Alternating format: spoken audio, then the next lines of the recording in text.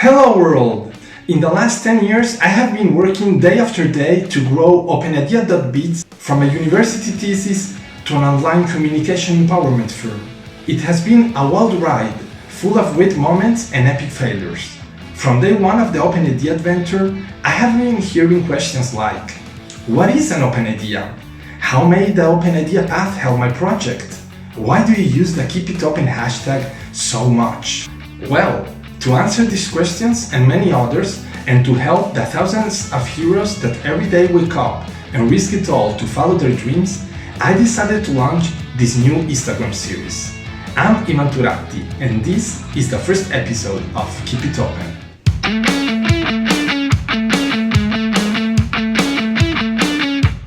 Today, I want to tell you the story of how I got caught in the open world and what the Keep It Open concept means to me.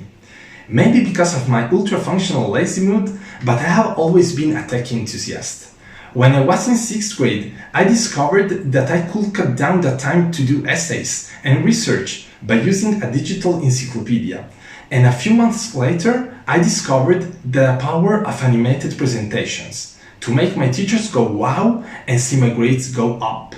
I think this was the first moment in which I understood the real power of technology. I realized that with a proper digital tool, I could manage to do almost anything. Mind-blowing, right? Quick forward to high school. I enjoyed video games as any other kid of my age. But after hours of winning the World Cup, building civilizations, and shooting anything I saw moving, I was kind of bored and wanted more. So, as soon as I was able to, I started to surf the web, searching for new things to do.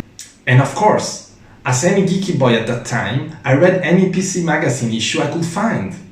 And it was while reading one of these magazines that I met for the first time the open source community. It was an article about Linus Torvalds, the creator of Linux, the operating system.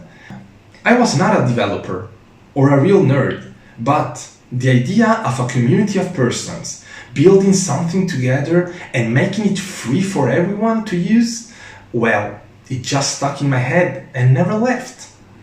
I started experimenting Linux, playing with free software and passing hours in forums and chats with persons of the open community. Growing up, I understood the difference between free, intended as a prize, and free, meaning freedom, and the power of this word inside the open source community.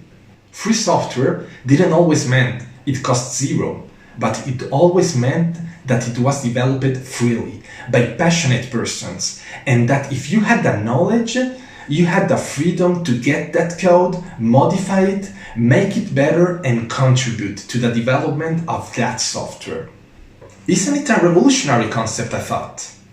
By the end of high school, a friend taught me some HTML, and I went to a course in a church near my house where another friend taught me PHP and how to do websites.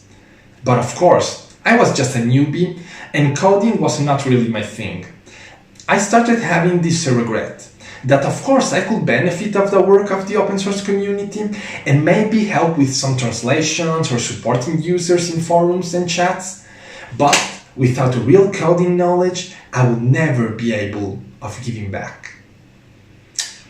So, I started trying to do my part, talking to family and friends to install Linux on their computers, suggesting my first clients to use open source softwares, but always felt I wanted to do more. Just when I started OpenIdea, I found my way to really give back, releasing it with a Creative Commons license and making it open to everyone.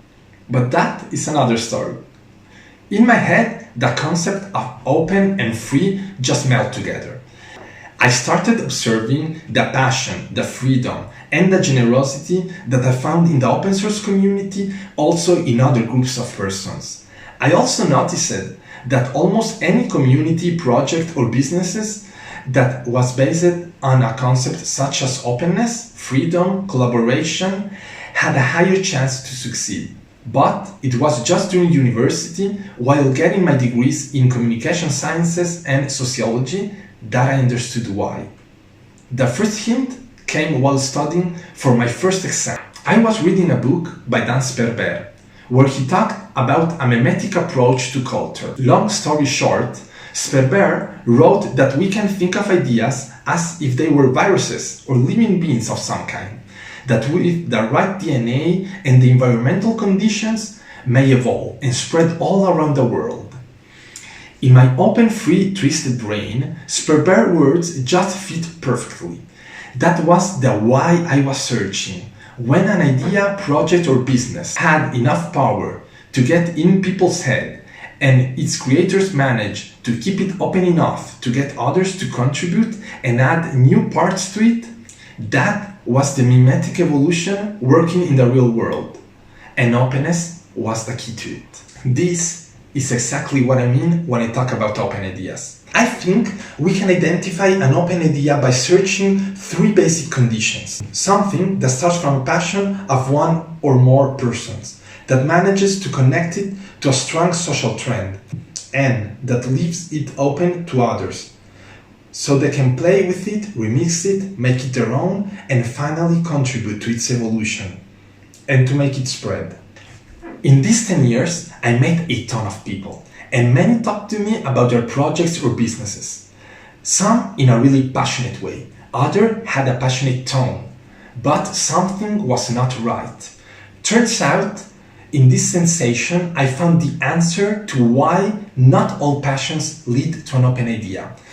Soon enough, I realized that even if they had a passionate tone, their passion was not for the project or the benefits they could bring to others. Most of the times, the passion was just for the money, the attention, or the success they hoped that idea could bring to them. Let's be clear, they were not bad persons, and they didn't have bad ideas. They just happened to be more passionate about how the idea could work for them than how to create those open interactions that are the real key to viral spread. Instead, the persons that are passionate about their idea, the community it serves, and the benefit it brings to the world manage to interact and connect with like-minded persons and activate what I like to call the freedom circle that leads to openness. These people think about their projects, businesses, and things they do as open platforms from the start. And while building them, most of the time without even thinking about it, they insert open dynamics. And then, when they understand that open interactions are the key to their success, they fight to keep it open. The proof to this is that if they decide to sell their business or to make it handle to persons that don't keep this openness in it, things just start to collapse. This is why I have been repeating like a mantra for the last 10 years, and I think till the end of my life, the following formula. Think it open, make it open, and keep it open. The keep it open part is the most difficult, because when you get to see your idea working, spreading, and growing, the temptation of closing things up, of freezing the success momentum you are having is really big. Either it's a business, a non-profit, or whatever dream you have, you will find people that just tell you to stop. They will talk to you in thinking that you had a lucky ride, that your idea is at its peak, that this is as good as it gets, that it's time for you to stop playing and just standardize it like everybody does. Well, guess what? Good chances are that they are wrong. Of course, a fast growth in an organization needs some kind of professionalization. Of course, you need to learn to delegate to others. Of course, you need to create procedures and protocols so that it can go on even if you are not there. But you have to manage to do all of this without losing the open core you managed to create. You have to find a way to keep the spirit, the passion, and the freedom running, even when it's time to become an adult. How do you do that? Well, the path is different for every idea, but some pro tips may be the following. 1. Surround yourself with persons that share your passion and have the same open view of you. Skills can always be learned or improved. Passion and love instead are yes or no questions. Easy. There's no skills involved in passion. Or you have it or you don't have it. Number 2, When you feel tired of all the energy that running an open idea requires, don't give up, please, to the temptation of just closing everything. Chaos is an essential part of an open idea. What you need to do instead is to learn to put boundaries to yourself. Learn to delegate. Learn to understand what is important and what is not. What requires your effort and energy and what can just happen and be handled by the creative energy of your team or of the community. Number 3, if you need money or investors to come in so that the idea may grow, that is awesome. But just be sure that the people that decide to help you are not just money people.